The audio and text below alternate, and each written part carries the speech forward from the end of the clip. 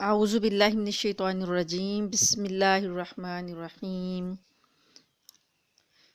آج کا ہمارا سبق سورہ آل عمران کی آیت نمبر 118 سے ہے۔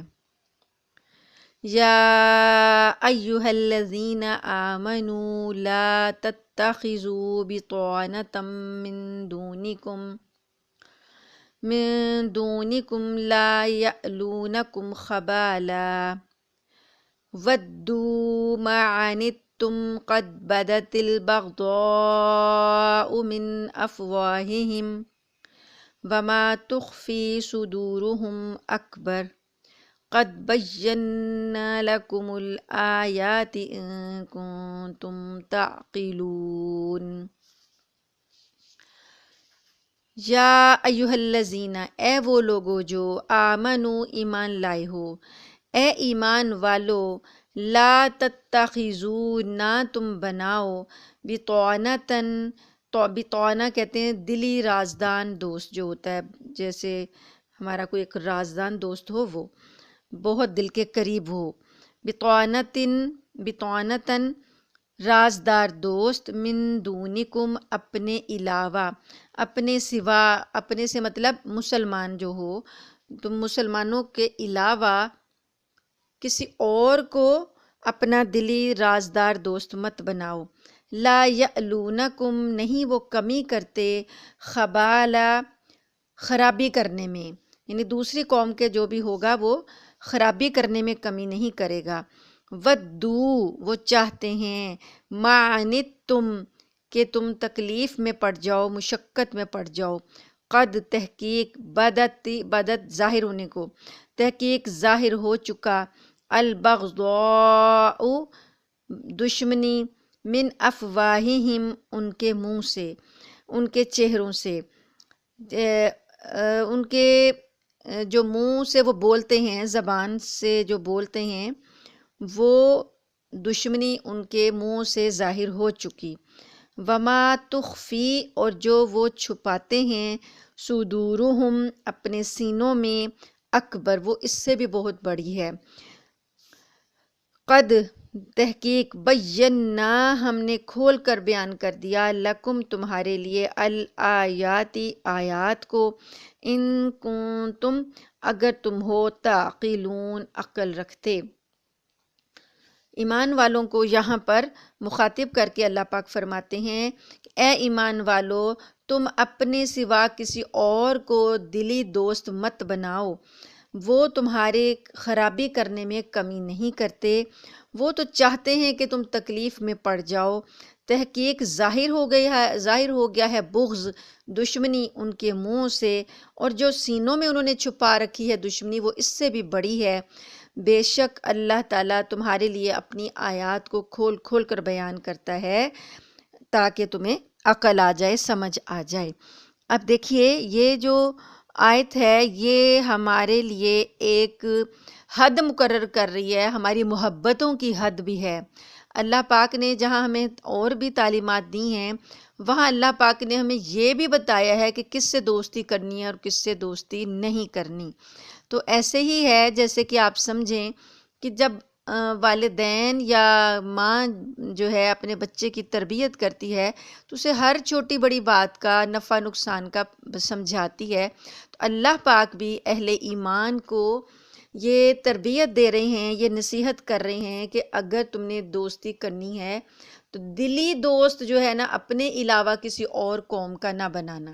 مسلمانوں کو کہا جا رہا ہے کہ مسلمان ہی کو دلی دوست بنائیں، اپنے علاوہ یہود، اہل کتاب، نصارہ وغیرہ کو دلی دوست نہ بنائیں۔ اور اس آیت کا شان نزول ہی یہی ہے کہ یہود اور منافقین جن کا پہلے ذکر کیا گیا گزشتہ آیات میں، یہ ہم پڑھ رہے ہیں نا کہ یہود جو ہیں وہ کس حد تک دشمنی رکھتے ہیں، اور پھر ابھی جو پچھلی آیت میں پڑھا کہ جو نبی کریم صلی اللہ علیہ وآلہ وسلم پر ایمان نہیں لائے ہیں ان کے اعمال اللہ تعالیٰ قبول نہیں کرے گا۔ تو اسی پس منظر میں آپ اسی آیت کو دیکھیں کہ چونکہ مدینہ میں جب مسلمان رہ رہے تھے اکٹھے ان لوگوں کے ساتھ، تو کیا تھا کہ اب پہلے بھی ان کے تعلقات تھے یثرب والوں کے، اوس اور خزرج والوں کے، پہلے بھی یہودیوں کے ساتھ تعلقات تھے، ہمسائیگیاں وغیرہ تھی، تو اسلام لانے کے بعد انصار مدینہ جو ہیں وہ جہاں جہاں ان کی پہلے سے دوستی قائم تھی وہ اسی طرح ان سے مل جل رہے تھے، تو دوستانہ تعلقات اب بھی قائم تھے۔ تو کچھ لوگ ہوتے ہیں جو ذرا زیادہ قریب ہوتے ہیں، تو ایسا ہوتا تھا کہ مسلمان اپنی جو بھی باتیں ہوتی تھیں ان لوگوں کو اپنا قریبی سمجھ کر ان سے کر لیتے تھے، لیکن وہ لوگ جو تھے وہ اندر دشمنی پالے ہوئے تھے، وہ اندر حسد کی آگ میں جل رہے تھے۔ مسلمان تو مخلص ہوتا ہے، بھولا بھالا ہوتا ہے، تو وہ اپنے طور پر مسلمانوں نے تو ان کے دل میں تو کوئی ایسی بات نہیں تھی، لیکن یہود چونکہ بغض رکھتے تھے، دشمنی رکھتے تھے، وہ کوشش میں رہتے تھے، ٹوہ میں رہتے تھے کہ کوئی بات ایسی ان سے اگلوائیں، ان سے پتہ کریں جو کہ کل کو ہمیں فائدہ دے اور ان کو نقصان دے۔ تو مسلمان اپنی سادگی میں، ان کو تو پتہ نہیں تھا ان کی سازشوں کا، ان کے دل کی منافقت کا، تو وہ اپنی سادگی میں اپنی کوئی خاص باتیں جو ہوتی تھیں، جو کہ نبی کریم صلی اللہ علیہ وآلہ وسلم کی محفل کی باتیں ہوتی تھیں، وہ بتا بھی دیتے تھے۔ تو اس سے کیا ہوا، اس سے کیا ہوا کہ وہ پھر ان کو شر انگیزی کرنے کا زیادہ موقع مل جاتا تھا۔ تو اللہ تعالیٰ نے اس نقصان سے بچانے کے لیے اللہ تعالیٰ نے صاف صاف اعلان کر دیا، مسلمانوں کو سمجھا دیا، اہل ایمان کو نصیحت کر دی کہ مسلمانوں کے سوا کسی اور کو اپنا رازداں نہ بنائیں۔ دوسرے مذاہب والوں میں سے کسی کے برتاؤ میں ایسی کوئی خصوصیت سے یہ جو ہیں رازدان کے میں خاص طور پر یہودی عیسائی جو منافقین ہیں ان کو تو بالکل بھی دلی رازدار نہ بنائیں۔ بظاہر جو ہوتا ہے معاشرتی تعلقات ہوتے ہیں، سماجی تعلقات ہوتے ہیں کہ آپ رہ رہے ہیں تو ان کے ساتھ الیگ سلیگ ہوتی ہے یا کوئی تھوڑا بہت ملنا ملانا ہو جاتا ہے، تو اس حساب میں تو چلیں معاشرتی تعلقات رکھیں، لیکن دلی دوست نہیں بنانا، ایسا دوست کہ جس سے محبت ہوتی ہے۔ تو بطانہ جو ہے نا، بطانہ جو لفظ ہے اس کے بارے میں لکھا ہے مفسرین نے کہ بطانہ کہتے ہیں انسان کے رازدار دوست کو۔ تو اس میں بخاری وغیرہ میں حدیث آتی ہے کہ حضور صلی اللہ علیہ وآلہ وسلم فرماتے ہیں جس نبی کو اللہ نے مبعوث فرمایا اور جس خلیفہ کو مقرر کیا اس کے لیے 2 بطانہ مقرر کیے، یعنی دلی دوست 2 مقرر کیے۔ ہر نبی کے ساتھ اللہ پاک نے 2 دلی دوست مقرر کیے جو کہ اس کے رازدان ہوتے تھے۔ تو ایک تو بھلائی کی بات سمجھانے والا ہوتا تھا، اس پر رغبت دلانے والا ہوتا تھا، اور دوسرا جو ہوتا تھا نا برائی سے کی راہبری کرنے والا، کہ کوئی اگر کسی جگہ برائی ہو رہی ہے تو وہ دوسرا جو ہے وہ اس کی طرف رہنمائی کرنے والا تھا۔ تو بس اللہ جسے بچائے وہی بچ سکتا ہے، یہ نبی کریم صلی اللہ علیہ وسلم نے کا فرمان ہے۔ یعنی بطانہ کا مطلب آپ کو بتا رہی ہوں کہ اس کا مطلب ہے دلی رازدان دوست۔ تو یہاں پر اس آیت کی روشنی میں حضرت عمر فاروق رضی اللہ تعالی عنہ کا واقعہ آتا ہے کہ حضرت عمر بن خطاب رضی اللہ تعالی عنہ سے کے زمانے میں جب یہ تھا جزیہ وغیرہ آ گیا نا، سلطنتیں فتح ہو گئیں، تو ذمی بھی رہتے تھے ساتھ ہی، وہ جزیہ دیتے تھے، ٹیکس دیتے تھے۔ تو ان لوگوں میں ایک ہیرا علاقے کا شخص تھا، وہ بہت اچھا لکھنے والا تھا اور بہت اچھے حافظے والا تھا۔ تو لوگوں نے اس کی تعریف سنی تھی کہ یہ بڑا اچھا کاتب ہے اور اچھا حافظ ہے۔ تو جیسے کہ کوئی سیکرٹری ہوتا ہے نا، جیسے اب ہم اپنے دیکھتے ہیں کہ ہر آفیسر کا ایک اسسٹنٹ ہوتا ہے جو کہ اس کے معاملات کو لکھتا ہے اور اس کو فائلیں تیار کرتا ہے، اور ایک سیکرٹری ہوتا ہے جو کہ اس کے لیے ساری باتوں کو اور ٹائم ٹیبل بھی اس کو پتہ ہوتا ہے، اور آنے جانے کے اوقات بھی، ملاقات کے بھی حساب کتاب سارا وہ رکھتا ہے۔ تو وہ ایک ہیرا کا جو شخص تھا نا، اس کی لوگوں نے تعریف کی، تھا وہ عیسائی، اس کی لوگوں نے بڑی تعریف کی کہ بڑا قابل شخص ہے، تو آپ اس کو اپنا میر منشی بنا لیں۔ میر منشی مطلب لکھنے والا، محرر، کاتب یا اسسٹنٹ یا سیکرٹری، جو بھی آپ سمجھیں، تو اسے وہ مقرر کر لیں کیونکہ اس کی تحریر بھی بہت اچھی ہے، اس کا حافظہ بھی بہت اچھا ہے۔ تو آپ نے فرمایا، عمر بن خطاب نے فرمایا اس کا مطلب یہ ہوگا کہ میں غیر مومن کو بطانہ بنا لوں، اس آیت کی روشنی میں آپ نے فرمایا یعنی غیر مومن کو میں بتوانا بنا لوں، یعنی رازدان بنا لوں، جو اللہ نے منع کیا ہے۔ تو اس واقعے کو اور اس آیت کو سامنے رکھ کر یہ نتیجہ نکلتا ہے کہ ذمی کفار اگرچہ وہ آپ کو ٹیکس دینے والے ہیں، آپ کی سلطنت میں رہتے ہیں، آپ کی ریاست میں حصے کے فرد ہیں، تو کفار کو ایسے کاموں میں نہیں لگانا چاہیے، ایسا نہ ہو کہ وہ مخالفین کو مسلمانوں کے پوشیدہ رازوں سے واقف کر دیں اور ان کے دشمنوں کو ان سے ہوشیار کر دیں، کیونکہ ان کی تو چاہت ہی مسلمانوں کو نیچا دکھانا ہے۔ اللہ تعالیٰ بتاتے ہیں، اللہ تعالیٰ نے یہاں پر فرمایا لا یعلونکم خبالا، وہ تمہاری خرابی کرنے میں کمی نہیں کریں گے، کیونکہ اسلام ایک ایسا مذہب ہے یا دین ہے جو آپ کو ایک طرح سے مسلمانوں کو ایک الگ کمیونٹی میں، ایک الگ نظم میں، ایک الگ ضابطے میں، ایک الگ قومیت میں جوڑ دیتا ہے۔ اب اسلام لانے والا ہر بندہ جو ہے نا وہ ایک الگ کمیونٹی کا بندہ ہو جاتا ہے، وہ مسلمان ہو جاتا ہے، اور غیر مسلم جو ہیں وہ الگ ایک، ان کے نظریات الگ ہیں نا، تو وہ ایک الگ کمیونٹی بن جاتے ہیں، ایک الگ قوم بن جاتے ہیں۔ تو جو غیر مسلم لوگ ہیں ان کی ہمدردیاں ہمیشہ غیر مسلموں کے ساتھ ہی ہوں گی، ان کی ہمدردیاں مسلمانوں کے ساتھ نہیں ہوں گی۔ تو دلوں کے حال اللہ جانتا ہے، بظاہر ہمیں نہیں لگتا کہ یہ ایسا نہیں ہو سکتا، ویسا نہیں ہو سکتا، لیکن دور نہ جائیں آپ قیام پاکستان کی تاریخ پڑھ کے دیکھ لیں۔ قیام پاکستان کی تاریخ نے یہ بات ثابت کی کہ مسلمان کا دوست غیر مسلم نہیں ہو سکتا، اگر ہوا بھی تو وہ وفادار نہیں ہوتا، وقت پڑنے پر وہ اپنی ہی قوم کا ساتھ دیتا ہے۔ تو اللہ تعالیٰ فرماتے ہیں لا یعلونکم خبالا، یہ لوگ تمہاری خرابی کرنے میں کمی نہیں کرتے، ودو ما عنتم، یہ تو چاہتے ہیں کہ تم مشقت میں پڑ جاؤ، تکلیف میں پڑ جاؤ،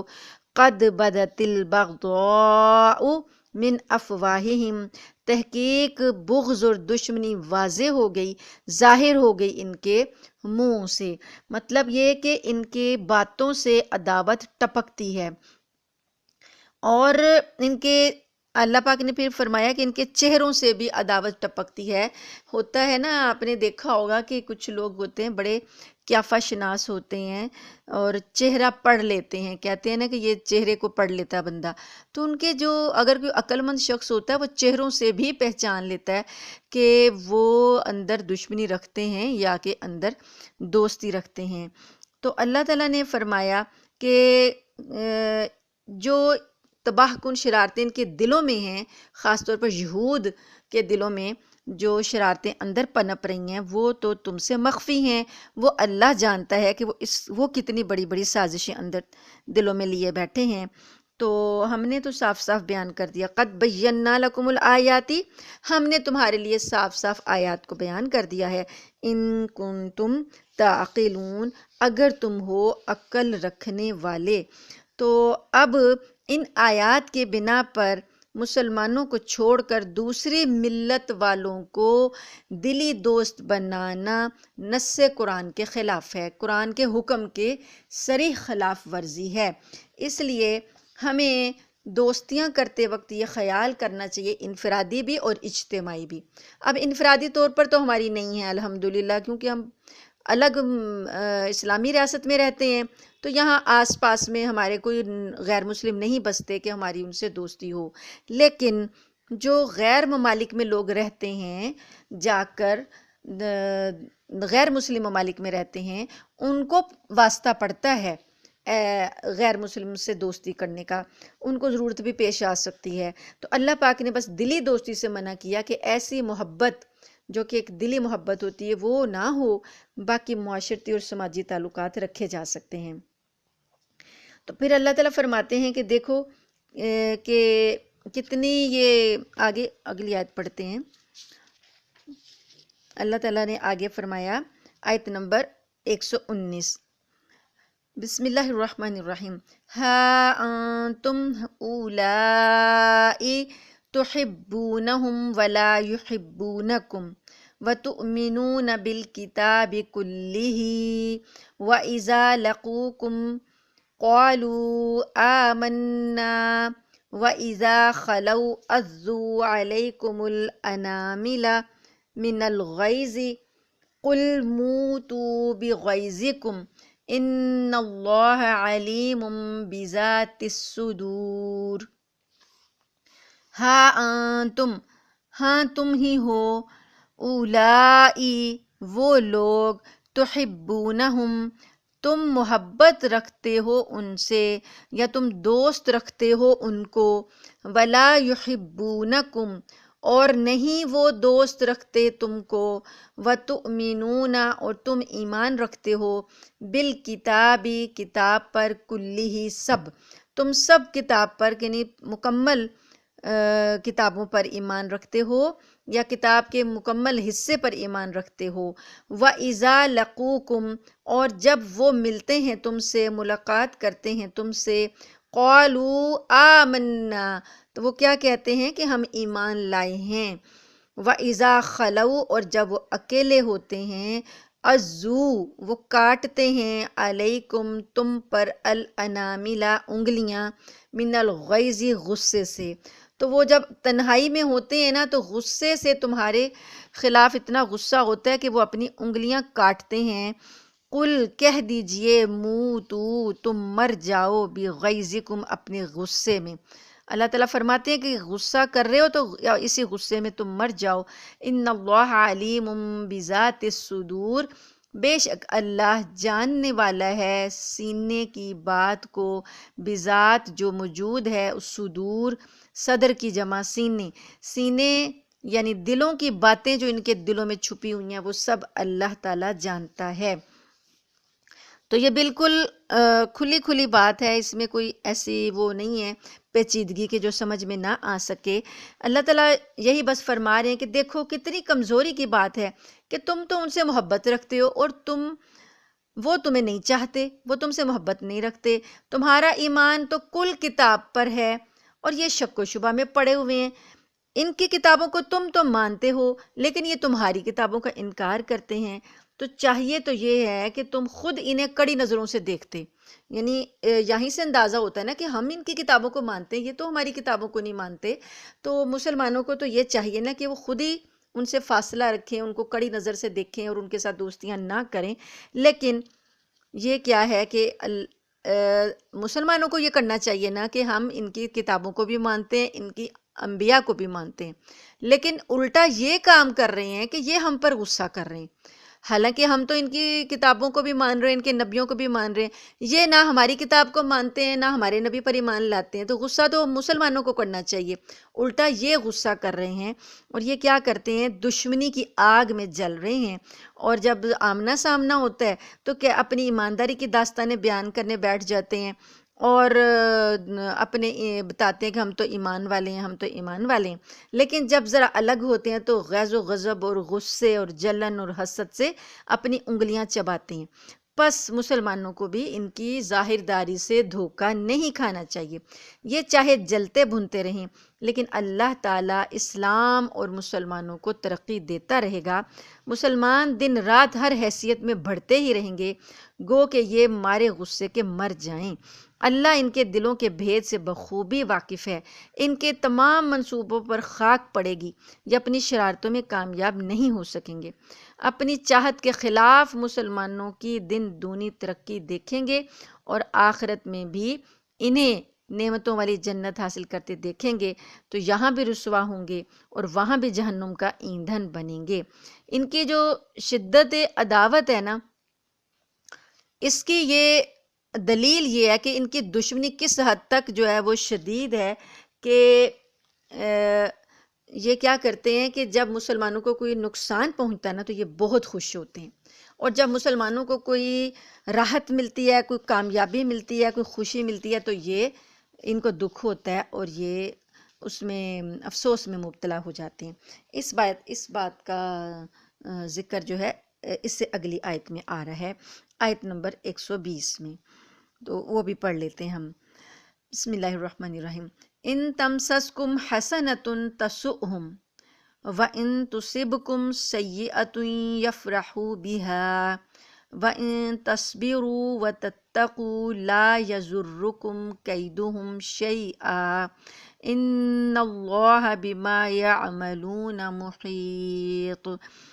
ان تمسسکم، اگر تم کو لگے، مس کرنا ہوتا ہے نا، چھونا، لگنا، تمسسکم تم کو لگے یا تم کو پہنچے، حسنتن کوئی بھلائی، تسؤہم تو ان کو بری لگتی ہے، سو آپ نے پڑھا ہے نا پہلے، سو برائی کو، تسؤہم تو ان کو بری لگتی ہے، وَإِن تُصِبْكُمْ اور اگر تم کو پہنچے، سیئۃن کوئی برائی یا کوئی تکلیف، یفرحوا تو یہ خوش ہوتے ہیں، بہا اس سے، وَإِن تَصْبِرُوا اور اگر تم صبر کرو، وَتَتَّقُوا اور تم پرہیزگاری اختیار کرو، لا یضرکم نہیں بگاڑ سکتے تمہارا، نہیں پہنچا سکتے تم کو اذیت، کیدہم ان کا فریب، شیئا کچھ بھی، ان کے فریب اور ان کے مکر اور ان کی چالیں جو ہیں وہ تمہارا کوئی نقصان نہیں کر سکتے، ان اللہ بے شک اللہ، بما یعملون محیط جو کچھ یہ عمل کر رہے ہیں اللہ تعالیٰ اس کو گھیرے میں لیے ہوئے ہے، یعنی اللہ پاک اس کو احاطہ اس کا کیے ہوئے ہے اور یہ بچ کے کہیں جا نہیں سکتے۔ تو یہ بات ہے کہ یہ اس بات سے اندازہ لگا لو کہ ان کی دشمنی کس قدر شدید ہے کہ جہاں تمہیں کوئی نفع پہنچتا ہے تو یہ ان کا جو ہے نا ان کو تکلیف ہوتی ہے اور یہ رنجیدہ ہو جاتے ہیں، ان کو برا لگتا ہے، اور اگر اللہ تعالیٰ کی طرف سے مومنوں کی کوئی مدد ہو اور یہ کفار پر غالب آ جائیں تو انہیں کیا ہوتا ہے کہ مال غنیمت اگر ملتا ہے تو تعداد میں بڑھ جاتے ہیں مسلمان، تو یہ جل بن جاتے ہیں، اور اگر مسلمانوں پر کوئی تنگی آ جائے یا دشمنوں میں گھر جائیں تو یہ عید مناتے ہیں، خوشی مناتے ہیں اور بہت خوش ہوتے ہیں کہ مسلمانوں کو تکلیف پہنچی ہے۔ تو اللہ تعالیٰ ایمانداروں سے، ایمان والوں سے خطاب کر کے فرماتے ہیں کہ ان شریروں کی شرارت اور بدبختوں کے مکر سے اگر نجات چاہتے ہو، وَإِن تَصْبِرُوا تو تم صبر کرو، صبر کرو گے تو ان کی تکلیفیں جو ہیں تم کو، لا یضرکم کیدہم شیئا نہیں تو کوئی بھی ان کے مکر، کوئی چال تمہارا کچھ نہیں بگاڑ سکتا، تمہیں تکلیف نہیں دے سکتا۔ تو اس کا جو بھی ہے اللہ تعالیٰ جو ہے وہ ان کے اعمال کو دیکھ رہا ہے۔ اس کی بڑی مثال جو ہے وہ غزوہ احد میں سامنے آئی کہ غزوہ احد میں انہوں نے جب مسلمانوں کو تکلیف پہنچی تو انہوں نے خوشی منائی تھی، تو اب اس کی مناسبت سے اگلی آیات میں وہ غزوہ احد کا تھوڑا سا بیان ہوگا جس میں کہ مسلمانوں کو تھوڑی تکلیف بھی پہنچ گئی تھی، اور بدر کا بھی۔ تو انشاءاللہ یہ ہم غزوہ احد کا واقعہ کل پڑھیں گے۔ تو اب یہاں سے آپ اپنے لیے ایک عمل کا دائرہ کار جو ہے وہ لے سکتے ہیں کہ اللہ پاک نے ہمیں کس کس قوم سے دشمنی کرنے سے منع کی، دوستی کرنے سے منع کیا ہے۔ دیکھیں محبت جب انسان کو ہوتی ہے نا کسی سے، تو وہ محبت میں اس قوم کے قریب ہونے کی کوشش کرتا ہے اور اس کی سمجھیں کہ نقل کرنے کی بھی کوشش کرتا ہے۔ تو نبی کریم صلی اللہ علیہ وآلہ وسلم نے فرمایا ہے کہ انسان کو جب کسی سے محبت ہوتی ہے تو وہ اس جیسی ہیئت اختیار کرنے کے لیے تو کوشش جب کرتا ہے تو اس جیسا بننے کی کوشش کرتا ہے، تو اسی کو کہا جاتا ہے کہ مشابہت اعمال کی۔ تو نبی کریم صلی اللہ علیہ وآلہ وسلم نے اتنا فرق رکھا ہے مسلمانوں اور دوسری اقوام میں سنتوں کے لحاظ سے، ہمارے حدود جو مقرر کی ہیں اس کے لیے ظاہری اعمال سے بھی منع کیا ہے کہ ایسے ظاہری اعمال جو مشابہت رکھتے ہوں یہود اور نصارہ سے، غیر مسلموں سے، اس سے بھی منع کر دیا۔ ایک مثال آپ یہاں سے دیکھیں کہ جب حضور صلی اللہ علیہ وآلہ وسلم مدینہ میں تشریف لائے تو آپ نے وہاں پر دیکھا کہ یہود جو تھے مدینہ کے، عاشورہ کا دن آیا نا 10 محرم کا، تو انہوں نے روزہ رکھا ہوا تھا۔ آپ صلی اللہ علیہ وسلم نے پوچھا کہ یہ آپ نے آج کے دن کا روزہ کیوں رکھا؟ تو انہوں نے کہا کہ یہ دن جو ہے ہماری ہسٹری میں بڑا اہم ہے۔ اس دن میں حضرت موسیٰ علیہ السلام کو بنی اسرائیل کو اللہ تعالیٰ نے فرعون کے سے نجات دی تھی، ظلم سے۔ اس دن فرعون کی جو ہے وہ بحیرہ کلزم سے ہم پار کر کے ادھر آئے تھے اور فرعون غرق ہوا تھا اور ہمیں نجات ملی تھی، تو اس کے شکرانے کے طور پر یہ روزہ رکھتے ہیں۔ تو نبی کریم صلی اللہ علیہ وآلہ وسلم نے فرمایا کہ موسیٰ علیہ السلام ہمارے بھائی ہیں، ہمارا ان پر زیادہ حق ہے، تو ہم بھی اگلے سال روزہ رکھیں گے، اور ہم 2 رکھیں گے۔ 2 اس لیے رکھیں گے تاکہ ان سے مشابہت نہ ہو۔ تو آپ نے اپنی امت کو حکم دیا کہ یا تو 9 اور 10 کا رکھ لو یا 10 اور 11 کا رکھ لو، لیکن ہم 2 رکھیں گے تاکہ ان سے مشابہت نہ ہو۔ اسی طریقے سے کوئی اگر بال بنانے کی بات آئی تو آپ نے صلی اللہ علیہ وآلہ وسلم نے یہ لوگ پیچھے کو بناتے، سارے بال پیچھے کو کر لیتے تھے، مانگ نکالے بغیر پیچھے کو کر لیتے تھے۔ تو آپ صلی اللہ علیہ وسلم نے درمیان میں مانگ نکالی، کہ کہا کہ ہم ان کے اپوزٹ چلیں گے، یہ مانگ نہیں نکالتے، ہم مانگ نکالیں گے، تو آپ درمیان میں مانگ نکالی آپ نے، ٹھیک ہے۔ اسی طریقے سے اور جو ان کی ایسے ظاہری اعمال تھے لباس وغیرہ کے، اس سے بھی آپ نے فرق رکھا تاکہ مسلمان جو ہیں وہ پہچانے جائیں، امتیاز قائم ہو جائے۔ تو ہم کیا کر رہے ہیں، ہم آج کل ان لوگوں کی محبت میں، ابھی ہم کہیں گے ہمیں تو ان سے کوئی محبت نہیں ہے، لیکن ہمیں اگر ان سے محبت نہیں ہے لیکن ان کے طور طریقوں سے تو محبت ہے نا، تبھی تو ہم اپناتے ہیں۔ ہمیں ایک طرح کا ایسا احساس کمتری کہہ لیں یا احساس محرومی کہہ لیں، کچھ بھی کہہ لیں، کہ ایسا ہے کہ ہمیں یوں لگتا ہے کہ جب تک ہم انگلش نہیں بولیں گے، اپنی زبان میں، اپنی گفتگو میں اردو کو چھوڑ کر 8-10 لفظ انگلش کے نہیں گھسائیں گے، ہم ترقی یافتہ نہیں کہلائیں گے، لوگ ہم سے امپریس نہیں ہوں گے۔ جب تک ہم ان جیسے بال نہیں بنائیں گے، لوگ ہم سے امپریس نہیں ہوں گے۔ جب تک ہم ان کے طرح کے طور طریقے نہیں اپنائیں گے، ہیلو ہائی نہیں کریں گے، تب بھی ہمیں احساس کمتری کا شکار ہم ہوتے ہیں۔ یا جب تک ہم ان کے طرح کے فیشن نہیں اپنائیں گے، یہ چست لباس اور کم لباس اور آستینوں کے بغیر لباس اور ٹخنوں سے اوپر لباس خواتین کے، یہ چیزیں جو ہیں یہ صاف ظاہر کرتی ہیں کہ ہمیں ان لوگوں سے محبت ہے، کیونکہ نبی کریم صلی اللہ علیہ وسلم نے فرمایا کہ من تشبہ بقوم فہو منہم، جو کسی قوم کی مشابہت اختیار کرے گا وہ انہی میں سے ہوگا، انہی کے ساتھ اٹھایا جائے گا، انہی کے ساتھ اس کا حشر ہوگا، انہی کی کمپنی میں وہ سمجھا جائے گا، انہی کی مجلس کا وہ بندہ سمجھا جائے گا۔ اور ایک بات یہ کہ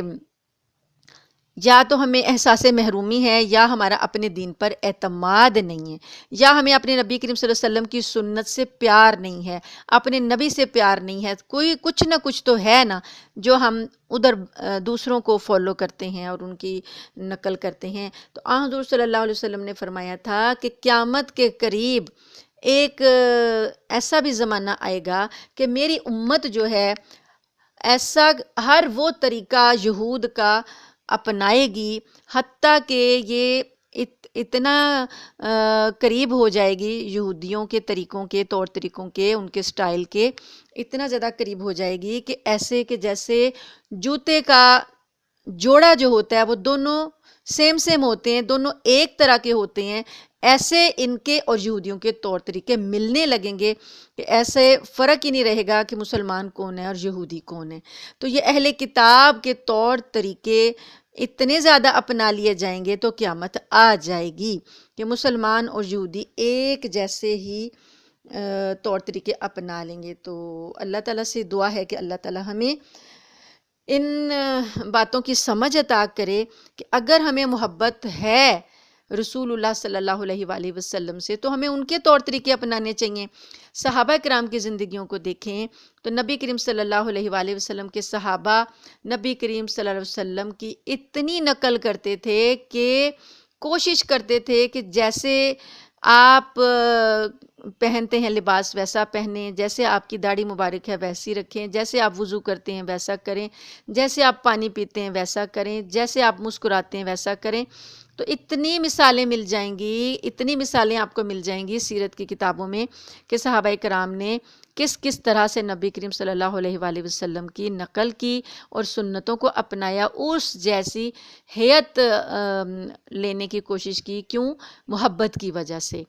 کہ آپ کو لوگوں کو محبت تھی آپ صلی اللہ علیہ وآلہ وسلم سے. تو یہی بات ہے، آپ دیکھ لیں گے کہ آپ اپنے بچوں کو بھی دیکھ لیں، آپ کو پتہ چل جائے گا کہ آپ کے بچے کا جو دوست ہوگا، آپ دیکھیں دوستی میں بچے ایک جیسے کپڑے پہننا چاہتے ہیں، ایک جیسے شوز لینا چاہتے ہیں، ایک جیسے بیگ لینا چاہتے ہیں، ایک جیسے گلاسز لینا چاہتے ہیں. کیا ہوتا ہے؟ کیوں کرتے ہیں ایسا بچے؟ کہ وہ چاہتے ہیں کہ ہماری محبت ظاہر ہو، پتہ چلے کہ ہمیں ایک دوسرے سے محبت ہے. ایسے ہی ہے، ہمیں نبی کریم صلی اللہ علیہ وآلہ وسلم سے محبت ہوگی تو آپ کے طور طریقے بھی ہمیں اچھے لگیں گے، پھر ہمیں دقیانوسی نہیں لگیں گے. ہمیں یہ نہیں لگے گا کہ یہ فنڈامنٹلسٹ ہے، یہ پینڈو ہے، یہ ایسا ہے. ایسا نہیں ہوگا. بس ہمیں ایک بات یہ ہے کہ چنگاری لگانے کی بات ہے، دل میں الاؤ جلانے کی بات ہے، محبت کی شمع جلانے کی ضرورت ہے. اسی سلسلے میں ہم پھر سیرت کا مطالعہ کر رہے ہیں کہ نبی کریم صلی اللہ علیہ وسلم کی سیرت پڑھیں تو ہمیں پتہ چلے کہ آپ کیسے تھے، آپ کی زندگی کیسی تھی، تاکہ ہمارے دل میں نبی کریم صلی اللہ علیہ وسلم کی محبت پیدا ہو. اللہ تعالیٰ سے دعا ہے کہ اللہ تعالیٰ ہمیں ان آیات پر عمل کرنے کی توفیق عطا فرمائے اور ہمارے دلوں میں اپنے دین کی، اپنے نبی کی محبت پیدا کر دے. وآخر دعوانا ان الحمد للہ رب العالمین.